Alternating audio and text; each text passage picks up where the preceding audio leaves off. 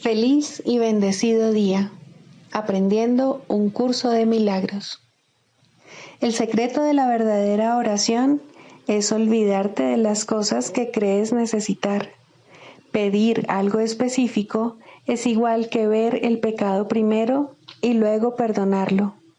Del mismo modo, al orar pasas por alto tus necesidades específicas, tal como las ves, y las dejas en manos de Dios. Ahí se convierten en los regalos que le haces, pues le dicen que no antepondrás otros dioses a Él, ni que quieres otro amor que el suyo.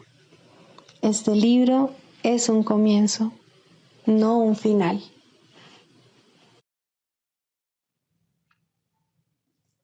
Del prefacio, que postula, párrafo 2. El mundo de la percepción, por otra parte, es el mundo del tiempo, de los cambios, de los comienzos y de los finales. Se basa en interpretaciones, no en hechos. Es un mundo de nacimientos y muertes, basado en nuestra creencia en la escasez, en la pérdida, en la separación y en la muerte. Es un mundo que aprendemos en vez de algo que se nos da. Es selectivo en cuanto al énfasis perceptual, inestable en su modo de operar e inexacto en sus interpretaciones. Introducción. Este es un curso de milagros. Es un curso obligatorio. Solo el momento en que decides tomarlo es voluntario. Tener libre albedrío no quiere decir que tú mismo puedas establecer el plan de estudios. Significa únicamente que puedes elegir lo que quieres aprender en cualquier momento dado. Este curso no pretende enseñar el significado del amor, pues eso está más allá de lo que se puede enseñar. Pretende, no obstante, despejar los obstáculos que impiden experimentar la presencia del amor, el cual es tu herencia natural. Lo opuesto al amor es el miedo, pero aquello que todo lo abarca no puede tener opuestos. Este curso puede, por lo tanto, resumirse muy simplemente de la siguiente manera. Nada real puede ser amenazado. Nada irreal existe. En esto radica la paz de Dios.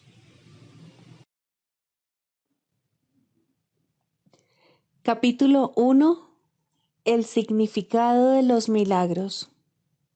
Primero, principios de los milagros. Principio 40. El milagro reconoce que todo el mundo es tu hermano, así como mi hermano también. Es una manera de percibir la marca universal de Dios. Capítulo 23. La guerra contra ti mismo. Segundo, las leyes del caos. Puedes llevar las leyes del caos ante la luz, pero nunca las podrás entender. Las leyes caóticas no tienen ningún significado y, por lo tanto, se encuentran fuera de la esfera de la razón. No obstante, aparentan ser un obstáculo para la razón y para la verdad.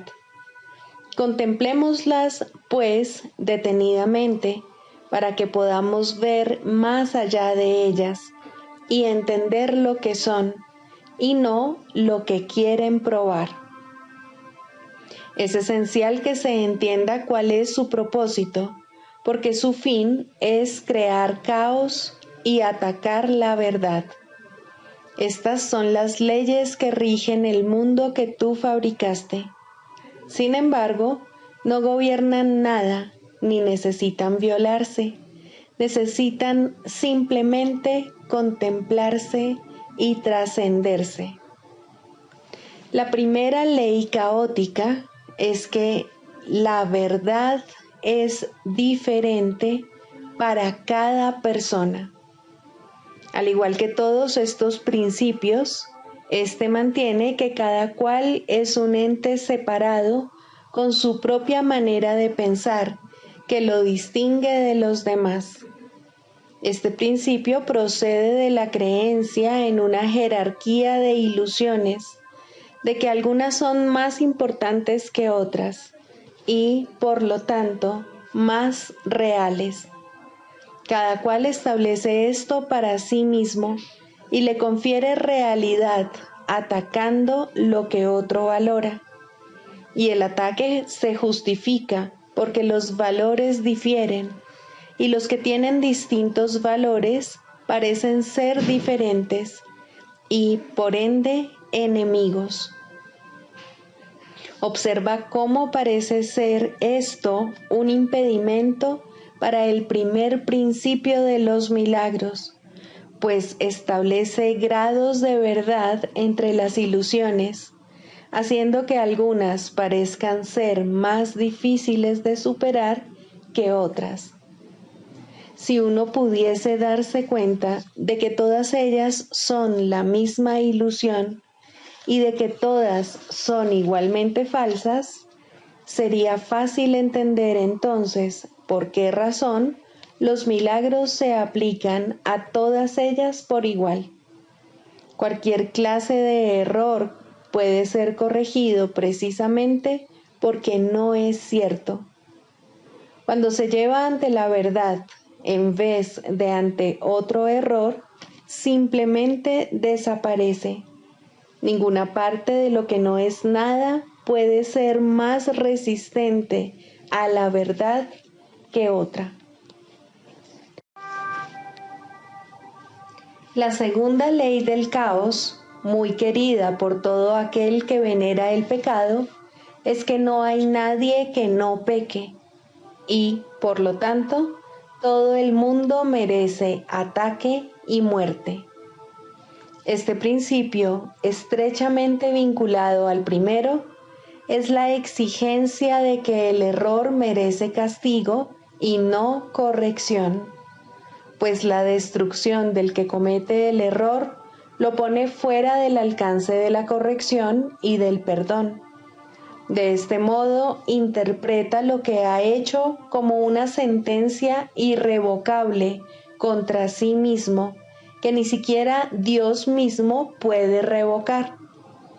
Los pecados no pueden ser perdonados, al ser la creencia de que el Hijo de Dios puede cometer errores por los cuales su propia destrucción se vuelve inevitable. Piensa en las consecuencias que esto parece tener en la relación entre padre e hijo. Ahora parece que nunca jamás podrán ser uno de nuevo, pues uno de ellos no puede sino estar por siempre condenado y por el otro. Ahora son diferentes y, por ende, enemigos, y su relación es una de oposición, de la misma forma en que los aspectos separados del Hijo convergen únicamente para entrar en conflicto, pero no para unirse. Uno de ellos se debilita y el otro se fortalece con la derrota del primero, y su temor a Dios, el que se tienen entre sí, parece ahora razonable, pues se ha vuelto real por lo que el Hijo de Dios se ha hecho a sí mismo y por lo que le ha hecho a su Creador. En ninguna otra parte es más evidente la arrogancia en la que se basan las leyes del caos que como sale a relucir aquí. He aquí el principio que pretende definir lo que debe ser el creador de la realidad, lo que debe pensar y lo que debe creer, y creyéndolo, cómo debe responder. Ni siquiera se considera necesario preguntarle si eso que se ha decretado, que son sus creencias, es verdad. Su hijo le puede decir lo que ésta es, y la única alternativa que le queda es aceptar la palabra de su hijo o estar equivocado. Esto conduce directamente a la tercera creencia descabellada que hace que el caos parezca ser eterno. Pues si Dios no puede estar equivocado, tiene entonces que aceptar la creencia que su Hijo tiene de sí mismo y odiarlo por ello. Observa cómo se refuerza el temor a Dios por medio de este tercer principio. Ahora se hace imposible recurrir a Él en momentos de tribulación, pues Él se ha convertido en el enemigo que la causó y no sirve de nada recurrir a Él.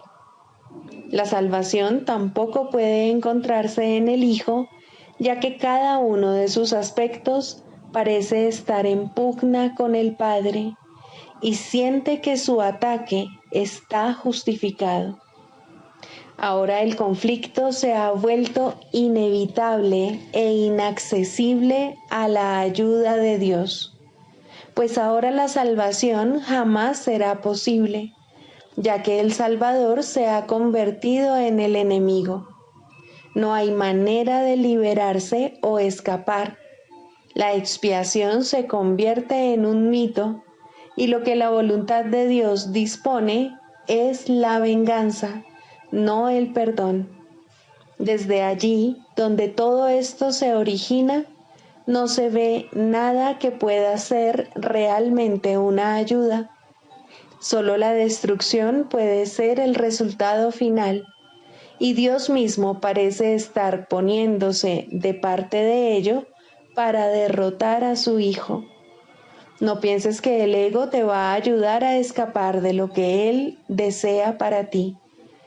Esa es la función de este curso, pero no le concede ningún valor a lo que el ego estima. El ego atribuye valor únicamente a aquello de lo que se apropia. Esto conduce a la cuarta ley del caos, que, si las demás son aceptadas, no puede sino ser verdad. Esta supuesta ley es la creencia de que posees aquello de lo que te apropias. De acuerdo con esta ley, la pérdida de otro es tu ganancia y por consiguiente no reconoce el hecho de que nunca puedes quitarle nada a nadie excepto a ti mismo. Mas las otras tres leyes no pueden sino conducir a esto, pues los que son enemigos no se conceden nada de buen grado el uno al otro, ni procuran compartir las cosas que valoran. Y lo que tus enemigos ocultan de ti debe ser algo que vale la pena poseer, ya que lo mantienen oculto de ti. Todos los mecanismos de la locura se hacen patentes aquí. El enemigo que se fortalece al mantener oculto el valioso legado que debería ser tuyo. La postura que adoptas y el ataque que infliges, los cuales están justificados por razón de lo que se te ha negado, y la pérdida inevitable que el enemigo debe sufrir para que tú te puedas salvar. Así es como los culpables declaran su inocencia. Si el comportamiento inescrupuloso del enemigo no los forzara a este vil ataque, solo responderían con bondad. Pero en un mundo despiadado, los bondadosos no pueden sobrevivir, de modo que tienen que apropiarse de todo cuanto puedan o dejar que otros se apropien de lo que es suyo. Y ahora queda una vaga pregunta por contestar que aún no ha sido explicada. ¿Qué es esa cosa tan preciada, esa perla de inestimable valor, ese tesoro oculto que con justa indignación debe arrebatársele a éste, el más pérfido y astuto de los enemigos? Debe de ser lo que siempre has anhelado, pero nunca hallaste. Y ahora entiendes la razón de que nunca lo encontraras. Este enemigo te lo había arrebatado y lo ocultó donde jamás se te habría ocurrido buscar. Lo ocultó en su cuerpo, haciendo que éste sirviese de refugio para su culpabilidad, de escondrijo de lo que es tuyo.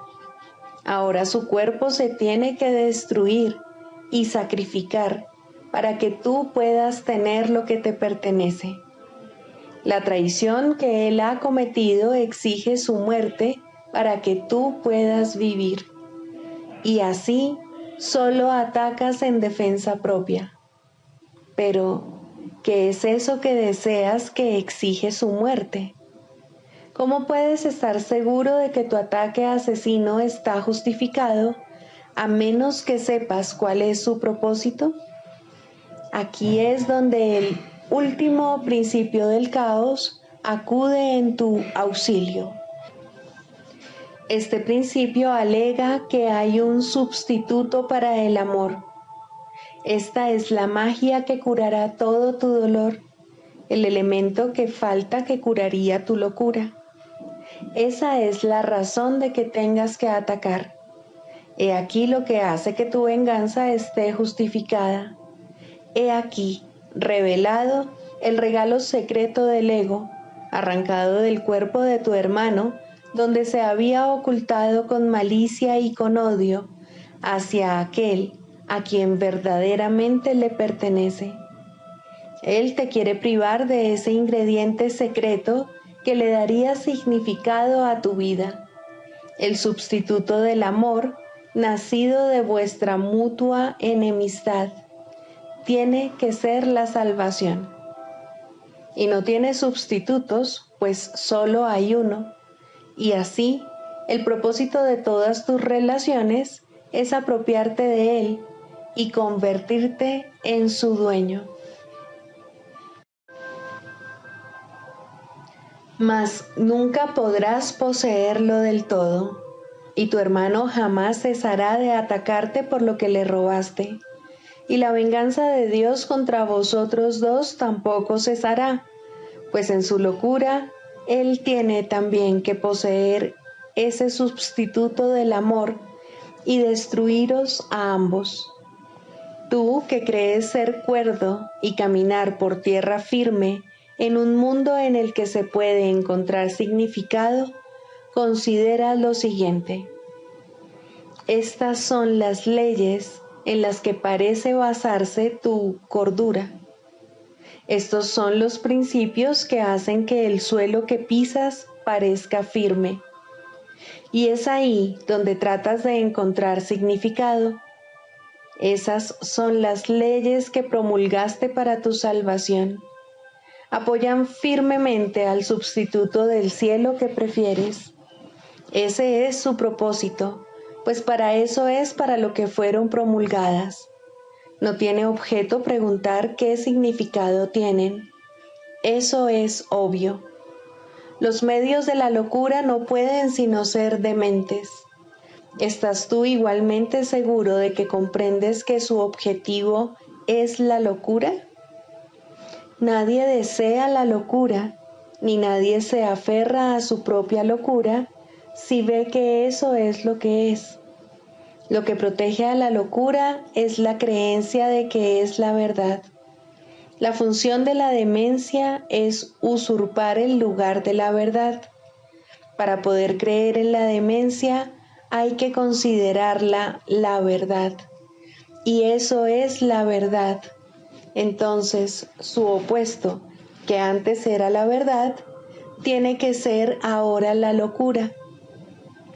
Tal inversión, en la que todo está completamente al revés, en la que la demencia es cordura, las ilusiones verdad, el ataque bondad, el odio amor y el asesinato bendición, es el objetivo que persiguen las leyes del caos. Esos son los medios que hacen que las leyes de Dios parezcan estar invertidas. Ahí las leyes del pecado parecen mantener cautivo al amor y haber puesto al pecado en libertad. Esos no parecen ser los objetivos del caos, pues gracias a la gran inversión parecen ser las leyes del orden. ¿Cómo podría ser de otra manera? El caos es la ausencia total de orden y no tiene leyes. Para que se pueda creer en él, sus aparentes leyes tienen que percibirse como reales. Su objetivo de demencia tiene que verse como cordura, y el miedo, con labios mortecinos y ojos que no ven, obcecado y de aspecto horrible, es elevado al trono del amor, su moribundo conquistador, su sustituto, el que te salva de la salvación. Cuán bella hacen aparecer a la muerte las leyes del miedo. Dale gracias al héroe que se sentó en el trono del amor y que salvó al Hijo de Dios para condenarlo al miedo y a la muerte. Sin embargo, ¿cómo es posible que se pueda creer en semejantes leyes? Hay un extraño mecanismo que hace que ello sea posible. Es algo que nos resulta familiar, pues hemos visto en innumerables ocasiones cómo parece funcionar. En realidad no funciona en absoluto, mas en sueños, donde los protagonistas principales son solo sombras, parece ser muy poderoso. Ninguna de las leyes del caos podría coaccionar a nadie a que creyese en ella, si no fuera por el énfasis que se pone en la forma y por el absoluto desprecio que se hace del contenido. Nadie que crea que una sola de estas leyes es verdad, se da cuenta de lo que dicha ley estipula. Algunas de las formas que dichas leyes adoptaron parecen tener sentido, pero eso es todo. ¿Cómo es posible que algunas formas de asesinato no signifiquen muerte? ¿Puede acaso un ataque, sea cual sea la forma en que se manifieste, ser amor? ¿Qué forma de condena podría ser una bendición? ¿Quién puede incapacitar a su Salvador y hallar la salvación? No dejes que la forma que adopta el ataque contra tu hermano te engañe. No puedes intentar herirlo y al mismo tiempo salvarle. ¿Quién puede estar a salvo del ataque atacándose a sí mismo? ¿Cómo iba a importar la forma en que se manifiesta esta locura? Es un juicio que se derrota a sí mismo al condenar lo que afirma querer salvar. No te dejes engañar cuando la locura adopte una forma que a ti te parece hermosa. Lo que está empeñado en destruirte no es tu amigo. ¿Sostienes y piensas que es verdad? ¿Que no crees en estas leyes insensatas, ni que tus acciones están basadas en ellas? Pero cuando examinas de cerca lo que postulan, ves que no se puede creer en ellas. Hermano, crees en ellas, pues de no ser así, ¿cómo podrías percibir la forma que adoptan con semejante contenido? ¿Podría acaso ser sostenible cualquiera de las formas que adoptan? Sin embargo, crees en ellas debido a la forma que adoptan y no adviertes el contenido. Este nunca cambia. ¿Puedes acaso darle vida a un esqueleto pintando sus labios de color rosado, vistiéndolo de punta en blanco, acariciándolo y mimándolo? ¿Y puede acaso satisfacerte la ilusión de que estás vivo? Fuera del cielo no hay vida. La vida se encuentra allí donde Dios la creó. En cualquier otro estado que no sea el cielo, la vida no es más que una ilusión. En el mejor de los casos parece vida, en el peor, muerte. Ambos son, no obstante, juicios acerca de lo que no es la vida, idénticos en su inexactitud y falta de significado. Fuera del cielo, la vida es imposible, y lo que no se encuentra en el cielo no se encuentra en ninguna parte. Fuera del cielo, lo único que hay es un conflicto de ilusiones, de todo punto insensato, imposible y más allá de la razón, aunque se percibe como un eterno impedimento para llegar al cielo. Las ilusiones no son sino formas. Su contenido nunca es verdad. Las leyes del caos gobiernan todas las ilusiones. Las formas que éstas adoptan entran en conflicto, haciendo que parezca posible concederle más valor a unas que a otras. Sin embargo, cada una de ellas se basa, al igual que todas las demás, en la creencia de que las leyes del caos son las leyes del orden. Cada una de ellas adopta y apoya dichas leyes completamente y ofrece un testimonio inequívoco de que son verdad. Las formas de ataque que en apariencia son más benévolas no son menos inequívocas en su testimonio o en sus resultados. Es indudable que el miedo que engendran las ilusiones se debe a las creencias que las originan y no a su forma. La falta de fe en el amor, sea cual sea la forma en que se manifieste, da testimonio de que el caos es la realidad. La fe en el caos es la consecuencia inevitable de la creencia en el pecado. El que sea una consecuencia es lo que hace que parezca ser una conclusión lógica, un paso válido en el pensamiento ordenado. Los pasos que conducen al caos proceden de manera ordenada desde su punto de partida. Cada uno de ellos se manifiesta en forma diferente en el proceso de invertir la verdad y conduce aún más profundamente al terror y más allá de la verdad. No pienses que un paso es más corto que otro, ni que el retorno desde uno de ellos es más fácil que desde otro. En cada uno de ellos reside el descenso desde el cielo en su totalidad. Y allí donde tu pensamiento empieza, allí mismo tiene que terminar.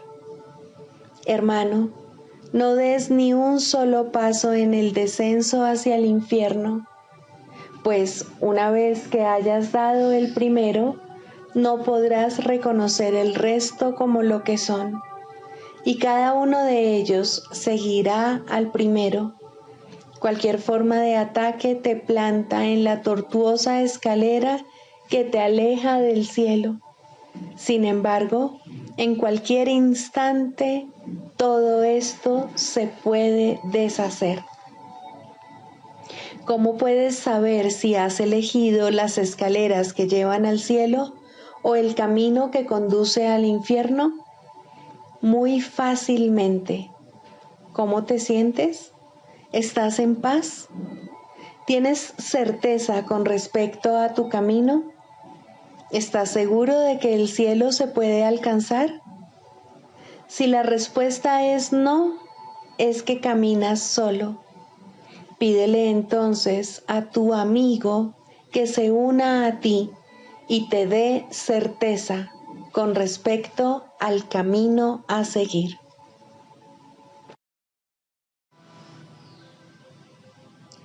Libro de ejercicios, lección 158. Hoy aprendo a dar tal como recibo. ¿Qué se te ha dado? Se te ha dado el conocimiento de que eres una mente, de que te encuentras en una mente y de que no eres sino mente, por siempre libre de pecado y totalmente exento de miedo al haber sido creado del amor. No has abandonado tu fuente, por lo tanto, sigues siendo tal como fuiste creado. Esto se te dio en forma de un conocimiento que no puedes perder. Ese conocimiento se le dio a sí mismo a todas las cosas vivientes, pues sólo mediante él viven. Has recibido todo esto. No hay nadie en este mundo que no lo haya recibido. ¿No es este el conocimiento que tú transmites a otros? Pues ese es el conocimiento que la creación te dio. Nada de esto se puede aprender. ¿Qué es, pues, lo que vas a aprender a dar hoy? Nuestra lección de ayer evocó un tema que se expone al principio del texto. La experiencia, a diferencia de la visión, no se puede compartir de manera directa. La revelación de que el Padre y el Hijo son uno alboreará en toda mente a su debido tiempo. Sin embargo, ese momento lo determina la mente misma, pues es algo que no se puede enseñar. Este momento ya ha sido fijado. Esto parece ser bastante arbitrario. No obstante, no hay nadie que dé ni un solo paso al azar a lo largo del camino. Todos lo han dado ya, aunque todavía no hayan emprendido la jornada, pues el tiempo tan solo da la impresión de que se mueve en una sola dirección. No hacemos sino emprender una jornada que ya terminó. No obstante, parece como si tuviera un futuro que todavía nos es desconocido. El tiempo es un truco, un juego de manos, una gigantesca ilusión en la que las figuras parecen ir y venir como por arte de magia. No obstante, tras las apariencias hay un plan que no cambia. El guión ya está escrito. El momento en el que ha de llegar la experiencia que pone fin a todas tus dudas ya se ha fijado, pues la jornada solo se puede ver desde el punto donde termina, desde donde la podemos ver en retrospectiva, imaginarnos que la emprendemos otra vez y repasar mentalmente lo ocurrido. Un maestro no puede dar su experiencia, pues no es algo que él haya aprendido. Esta se reveló a sí misma a él en el momento señalado. La visión, no obstante, es su regalo. Esto él lo puede dar directamente, pues el conocimiento de Cristo no se ha perdido, toda vez que él tiene una visión que puede otorgar a cualquiera que la solicite. La voluntad del Padre y la suya están unidas en el conocimiento. No obstante, hay una visión que el Espíritu Santo ve, porque la mente de Cristo también la contempla. Aquí el mundo de las dudas y de las sombras se une con lo intangible. He aquí un lugar tranquilo en el mundo que ha sido santificado por el perdón y el amor. Aquí se reconcilian todas las contradicciones, pues aquí termina la jornada. La experiencia que no se puede aprender, enseñar o ver, simplemente se encuentra ahí. Esto es algo que está más allá de nuestro objetivo, pues trasciende lo que es necesario lograr. Lo que nos interesa es la visión de Cristo. Esto sí que lo podemos alcanzar. La visión de Cristo está regida por una sola ley. No ve el cuerpo ni lo confunde con el Hijo de Dios que Dios creó. Contempla una luz que se encuentra más allá del cuerpo, una idea que yace más allá de lo que puede ser palpado, una pureza que no se ve menguada por errores, por lamentables equivocaciones o por los aterrantes pensamientos de culpabilidad nacidos de los sueños de pecado.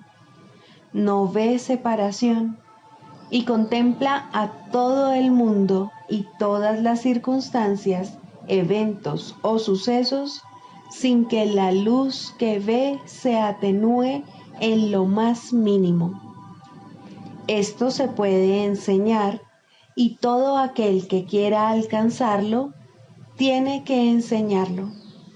Lo único que es necesario es el reconocimiento de que el mundo no puede dar nada cuyo valor pueda ni remotamente compararse con esto, ni fijar un objetivo que no desaparezca una vez que se haya percibido esto.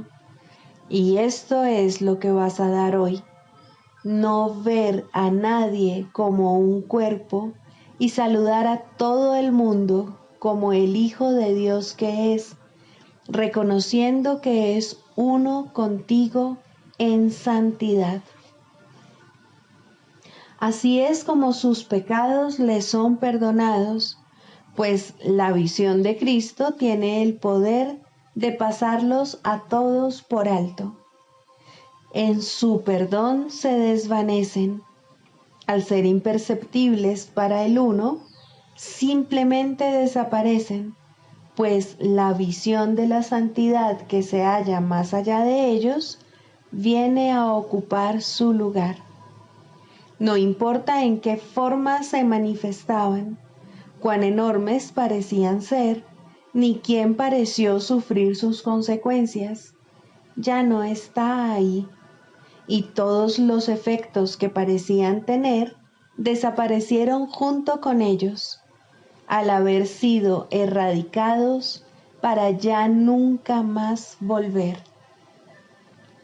Así es como aprendes a dar tal como recibes, y así es como la visión de Cristo te contempla a ti también. Esta lección no es difícil de aprender si recuerdas que en tu hermano te ves a ti mismo. Si él se encuentra inmerso en el pecado, tú también lo estás. Si ves luz en él, es que te has perdonado a ti mismo tus pecados.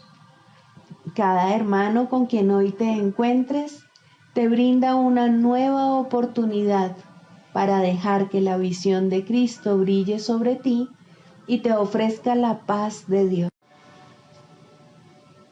¿Cuándo ha de llegar esta revelación? Es irrelevante, pues no tiene nada que ver con el tiempo. No obstante, el tiempo aún nos tiene reservado un regalo en el que el verdadero conocimiento se refleja de manera tan precisa que su imagen comparte su invisible santidad y su semejanza resplandece con su amor inmortal. Nuestra práctica de hoy consiste en ver todo con los ojos de Cristo y mediante los santos regalos que damos, la visión de Cristo nos contempla a nosotros también.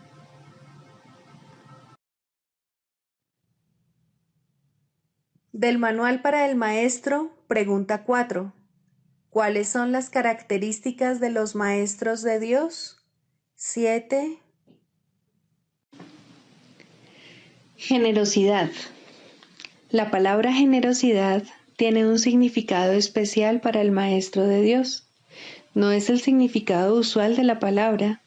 De hecho, es un significado que tiene que aprenderse, y aprenderse muy bien. Al igual que todos los demás atributos de los maestros de Dios, esta se basa, a fin de cuentas, en la confianza, puesto que sin confianza nadie puede ser generoso en el verdadero sentido de la palabra. Para el mundo, generosidad significa dar en el sentido de perder. Para los maestros de Dios, generosidad significa dar en el sentido de conservar. Se ha hecho hincapié en esta idea a lo largo del texto, así como en el libro de ejercicios, pero tal vez sea más extraña para el pensamiento del mundo que muchas de las otras ideas de nuestro programa de estudios. Lo que la hace más extraña es el hecho de que es obviamente lo opuesto a la manera de pensar del mundo. De la manera más clara posible y en el más simple de los niveles, la palabra significa exactamente lo opuesto para los maestros de Dios que para el mundo. El maestro de Dios es generoso en interés propio, pero no nos referimos aquí al interés propio del ser del que el mundo habla. El maestro de Dios no quiere nada que él no pueda dar, pues se da cuenta de que, por definición, ello no tendría ningún valor para él. ¿Para qué lo iba a querer? Solo podría perder por su causa, no podría ganar nada. Por lo tanto, no busca nada que sea solo para él, ya que eso sería la garantía de que lo perdería. No quiere sufrir, porque entonces iba a querer buscarse dolor, pero sí quiere conservar todas las cosas que son de Dios y que, por ende, son para su Hijo. Esas son las cosas que le pertenecen. Esas sí que las puede dar con verdadera generosidad, conservándolas de este modo para sí mismo eternamente.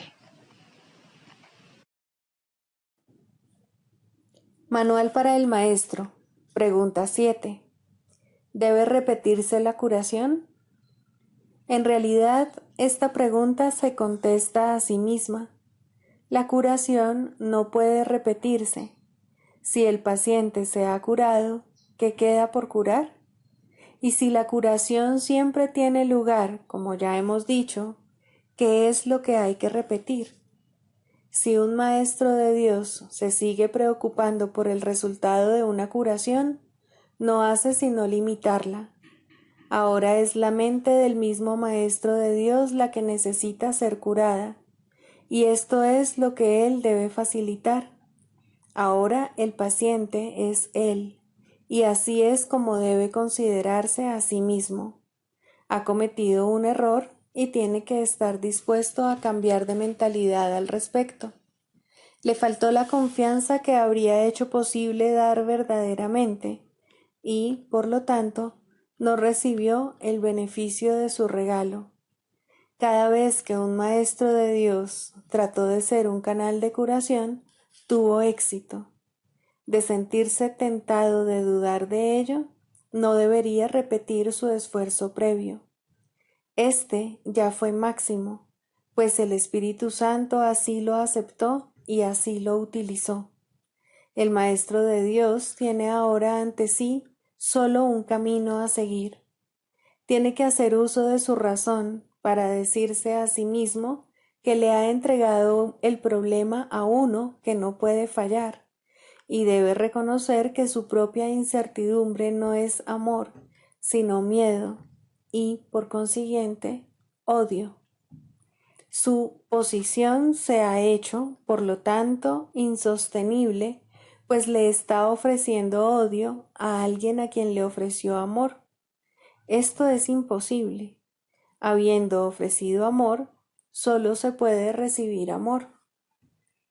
En esto es en lo que el Maestro de Dios tiene que confiar.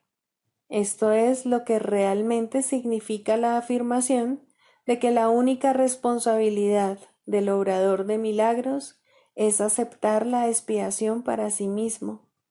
El Maestro de Dios es un obrador de milagros porque da los regalos que ha recibido, pero primero tiene que aceptarlos. Eso es lo único que tiene que hacer, ya que no hay nada más que él pueda hacer. Al aceptar la curación, puede darla. Si pone esto en duda, que recuerde quién dio el regalo y quién lo recibió. Así se aclara su duda. Pensó que Dios le podía quitar los regalos que le había dado. Eso fue un error, pero es un error que no vale la pena conservar, y por lo tanto, lo único que el Maestro de Dios puede hacer es reconocerlo como tal y permitir que sea corregido. Una de las tentaciones más difíciles de reconocer es que dudar de la curación debido a que los síntomas siguen estando presentes es un error que se manifiesta en forma de falta de confianza. Como tal, es un ataque. Normalmente parece ser justamente lo contrario. No parece razonable, en un principio, que se nos diga que preocuparnos continuamente es un ataque. Tiene todas las apariencias de ser amor, mas el amor sin confianza es imposible, ya que la duda y la confianza no pueden coexistir. Y el odio es lo opuesto al amor, sea cual sea la forma en que se manifieste. No dudes del regalo y te será imposible dudar de sus resultados. Esta es la certeza que les da a los maestros de Dios el poder para ser obradores de milagros, pues han depositado su confianza en Él. Dudar de uno mismo es la causa fundamental de que se dude del resultado de cualquier problema que se le haya entregado al Maestro de Dios para que lo resuelva, y eso implica necesariamente que se ha puesto la confianza en un ser ilusorio, ya que sólo de un ser así se puede dudar. Esta ilusión puede adoptar muchas formas, tal vez temor a ser débil y vulnerable, tal vez miedo a fracasar y a sentirse avergonzado en conexión con un sentimiento de ineptitud, quizá vergüenza acompañada de culpabilidad procedente de una falsa humildad. La forma del error es irrelevante. Lo único que importa es que se le reconozca como lo que es, un error. El error es siempre una forma de preocupación con uno mismo a costa de la exclusión del paciente. Es no reconocer al paciente como parte del verdadero ser, lo cual representa, por lo tanto, una confusión de identidad. En tu mente se ha producido un conflicto acerca de lo que eres, y te has engañado con respecto a ti mismo, y te has engañado con respecto a ti mismo porque has negado la fuente de tu creación. Si ofrecieses únicamente curación, te sería imposible dudar. Si realmente quieres que el problema se resuelva, no puedes dudar. Si estás seguro de cuál es el problema, no puedes dudar. La duda es el resultado de deseos conflictivos. Ten certeza con respecto a lo que quieres y te será imposible dudar.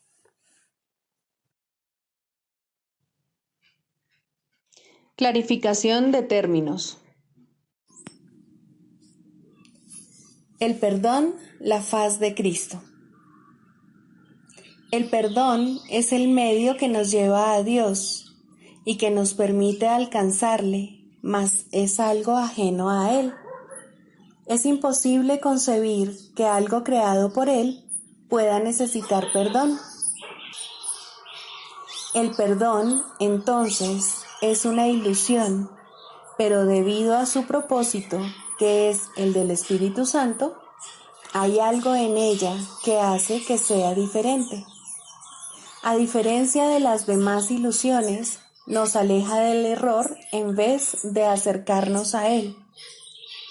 Al perdón podría considerársele una clase de ficción feliz, una manera en la que los que no saben pueden salvar la brecha entre su percepción y la verdad.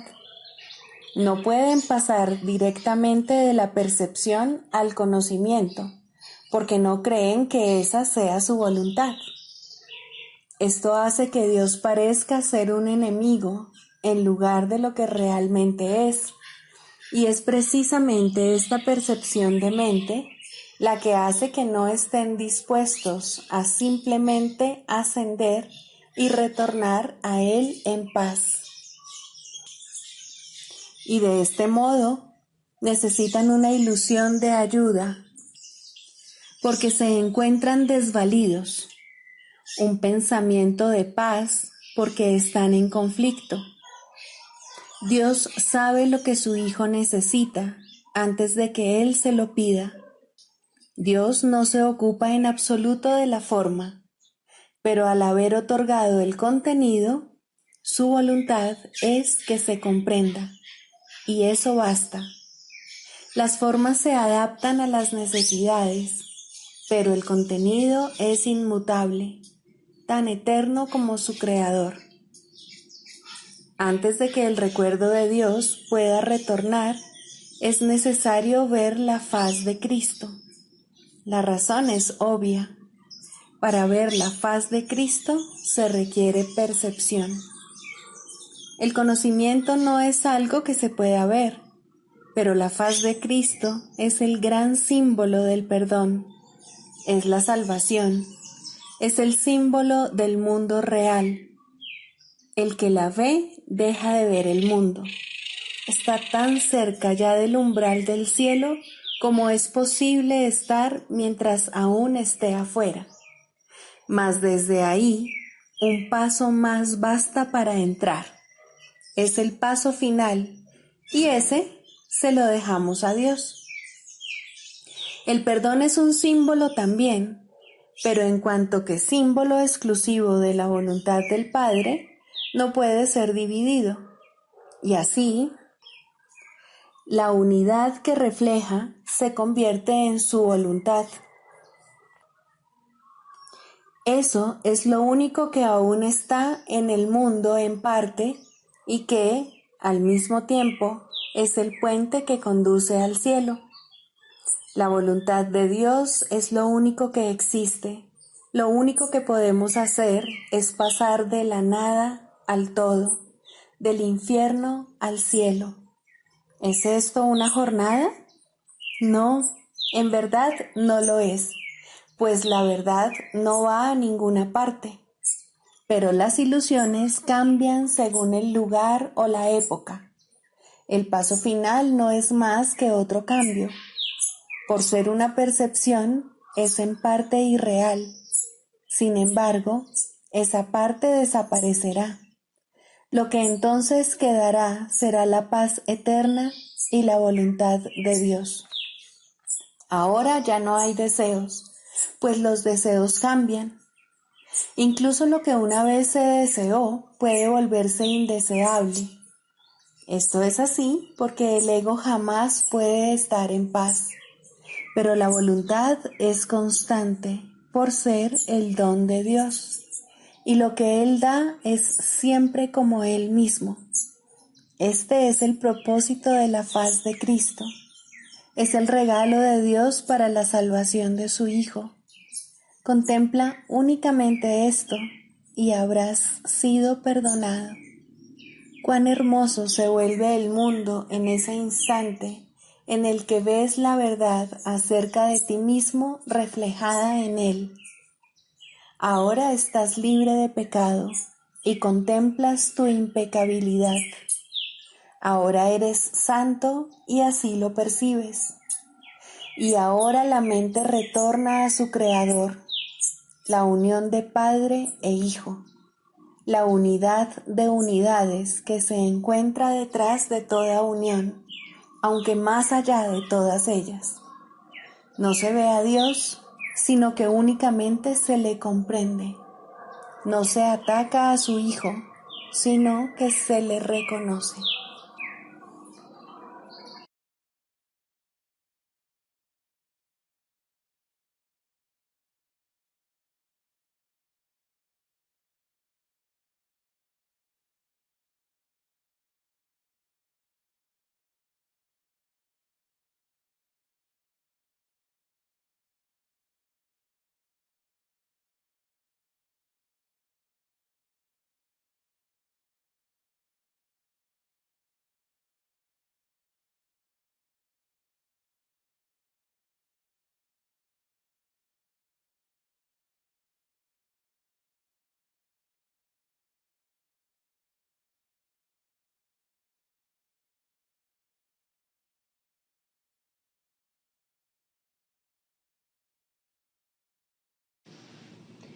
Psicoterapia.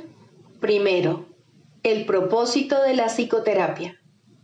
Muy sencillamente, el propósito de la psicoterapia es eliminar los obstáculos a la verdad. Su objetivo es ayudar al paciente a abandonar su fijo sistema ilusorio y comenzar a reconsiderar las espurias relaciones causa-efecto sobre las cuales descansa este sistema. Nadie en este mundo se escapa del miedo, pero todo el mundo puede reconsiderar sus causas y aprender a evaluarlas correctamente. Dios ha dado a todo el mundo un maestro cuya sabiduría y ayuda sobrepasan ampliamente cualesquiera contribuciones que un terapeuta terrenal pueda proveer. Sin embargo, hay momentos y situaciones en las cuales una relación terrenal paciente-psicoterapeuta se convierte en la manera a través de la cual él ofrece sus más grandes regalos a ambos. ¿Qué mejor propósito podría una relación tener que el de invitar al Espíritu Santo a entrar en ella y dar su propio gran regalo de regocijo? ¿Qué más alta meta podría haber para cualquiera que la de aprender a invocar a Dios y escuchar su respuesta? ¿Y qué objetivo más trascendente puede haber que el de evocar el camino, la verdad y la vida y recordar a Dios? Ayudar en esto es el propósito correcto de la psicoterapia. ¿Podría algo ser más santo? Pues la psicoterapia, entendida correctamente, enseña el perdón y ayuda al paciente a reconocerlo y a aceptarlo. Y en su sanación, el terapeuta se perdona junto con él. Todo el que necesita ayuda, sin importar la forma de su sufrimiento, se está atacando a sí mismo y como consecuencia de ello, la paz de su mente está sufriendo. Estas tendencias a menudo se describen como autodestructivas y con frecuencia el paciente mismo las percibe de esa forma.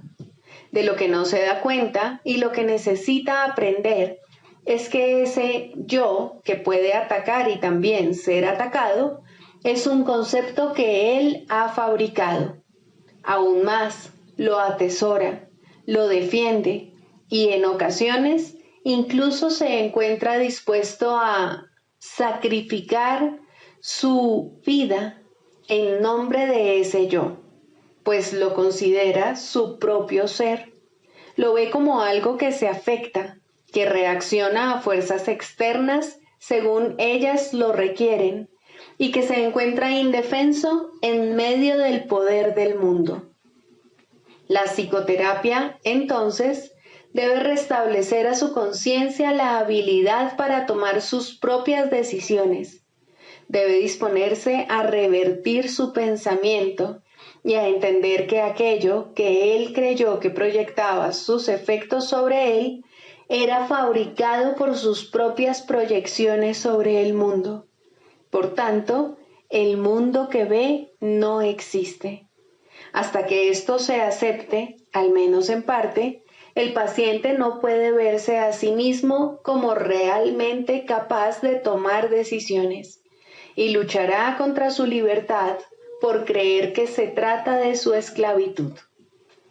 El paciente no necesita pensar que la verdad es Dios para tener progresos en la salvación, pero debe comenzar a separar la verdad de la ilusión al reconocer que no son lo mismo y al estar paulatinamente más dispuesto a ver las ilusiones como falsas y a aceptar la verdad como tal. Su maestro lo conducirá desde ahí, tan lejos como se encuentre dispuesto a llegar. La psicoterapia solo puede ahorrarle tiempo. El Espíritu Santo usa el tiempo como lo considera mejor, y Él nunca se equivoca.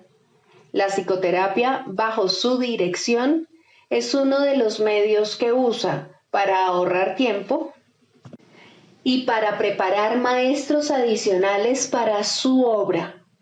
La ayuda que Él comienza y dirige no tiene fin. Cualquiera que sea la ruta que Él elija, toda psicoterapia finalmente conduce a Dios. Pero eso se le deja a Él. Todos somos sus psicoterapeutas, pues quiere que todos seamos sanados en Él. El canto de la oración. Segundo, la escalera de la oración. La oración no tiene principio ni fin, es parte de la vida, pero sí cambia de forma y crece a medida que uno va aprendiendo hasta que alcanza su estado amorfo y se funde en una comunicación total con Dios. En su aspecto peticionario, no necesita apelar a Dios, que de hecho rara vez se hace, y ni siquiera entraña creencia alguna en Él. En estos niveles, la oración es un simple desear que surge de un sentido de carencia y escasez. Estas formas de oración o de pedir desde la necesidad siempre entrañan un sentimiento de debilidad e insuficiencia. Nadie, pues, que esté seguro de su identidad, podría orar de esta manera. Pero no es menos cierto que nadie que no tenga certeza sobre su identidad puede evitar hacerlo. La oración es tan continua como la vida. Todo el mundo ora sin cesar. Pide y ya has recibido, pues has determinado qué es lo que quieres. Es posible, asimismo, alcanzar una forma más elevada de pedir desde la necesidad, puesto que en este mundo la oración es reparadora y, por lo tanto, entraña niveles de aprendizaje. En este caso, la petición puede ser dirigida a Dios con verdadera fe, pero aún sin comprensión. Por lo general, se ha alcanzado un vago y con frecuencia inestable sentido de identificación con Él, pero tiende a estar desenfocado por un sentimiento de pecado profundamente arraigado. En este nivel es posible que se sigan pidiendo cosas mundanas en variedad de formas, como también es posible pedir dones tales como la bondad o la honestidad y, en particular, perdón para las muchas fuentes de culpa que inevitablemente yacen bajo cualquier oración procedente de la necesidad. Sin culpa no hay escasez. Quien está libre de pecado no tiene necesidades. En este nivel surge también esa curiosa contradicción de términos conocida como orar por nuestros enemigos. La contradicción no se encuentra en las palabras mismas, sino más bien en la manera en que usualmente se interpretan. Mientras creas tener enemigos, habrás limitado tu oración a las leyes del mundo y habrás limitado también tu capacidad para recibir y para aceptar a esos mismos estrechos márgenes. Sin embargo, si tienes enemigos, tienes necesidad de oración y una gran necesidad, por cierto. Entonces, ¿qué significa realmente la frase? Significa que debes orar por ti para que no busques aprisionar a Cristo y así perder el reconocimiento de tu propia identidad. No traiciones a nadie o te traicionarás a ti mismo. Un enemigo es el símbolo de un Cristo prisionero. ¿Y quién podría ser él sino tú mismo? Orar por los enemigos se convierte de este modo en una manera de orar por tu propia libertad. Ahora ha dejado de ser una contradicción. Se ha convertido en una declaración de la unidad de Cristo y el reconocimiento de su impecabilidad. Ahora se ha vuelto santa, pues reconoce al Hijo de Dios tal como fue creado. Nunca olvides que la oración, en cualquiera de sus niveles, es siempre para uno mismo. Si te unes a alguien en oración, lo haces parte de ti. El enemigo eres tú, al igual que eres el Cristo. Por ello, antes de hacerse santa, la oración es una elección. Tú no eliges por otro, solo puedes elegir por ti mismo. Ora verdaderamente por tus enemigos, pues en esto radica tu propia salvación. Perdónalos por tus pecados y serás realmente perdonado. La oración es una escalera que llega hasta el cielo. En lo alto se produce una transformación muy similar a la tuya, pues la oración es parte de ti. Las cosas de la tierra se dejan atrás y ya no se recuerdan más. No se hacen peticiones, puesto que nada falta. Se reconoce plenamente que la identidad en Cristo es algo eterno, incorruptible y más allá de todo cambio. La luz ha dejado de titilar y nunca se apagará. Ahora, sin necesidades de ninguna clase y revestida por siempre de la pura impecabilidad que es el regalo de Dios para ti, su Hijo, la oración puede convertirse otra vez en aquello para lo que se concibió, pues ahora se eleva cual canto de gratitud a tu Creador, sin palabras, pensamientos o vanos deseos, y sin necesidad de nada en absoluto. De este modo se extiende como estaba destinada a hacerlo, y por esta ofrenda Dios mismo da las gracias. Dios es la meta de toda oración, lo cual la hace eterna en vez de temporal. No tiene comienzo, pues la meta no ha cambiado jamás. La oración, en las formas que adopta inicialmente, es una ilusión, ya que no se necesita escalera alguna para llegar hasta aquello de lo que uno nunca se alejó. No obstante, la oración forma parte del perdón, mientras éste, que de por sí es una ilusión, continúe sin lograrse. La oración estará ligada al aprendizaje hasta que el objetivo del aprendizaje se haya alcanzado, y entonces todas las cosas se transformarán al unísono y retornarán libres de toda mancha a la mente de Dios.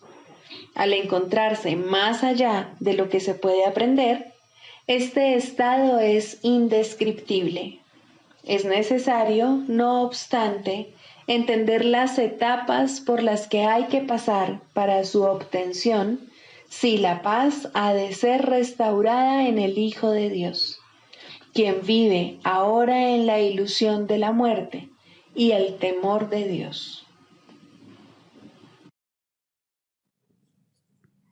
Sigamos a Jesús haciendo del perdón algo tan natural como respirar y algo tan vital como el aire. Amén.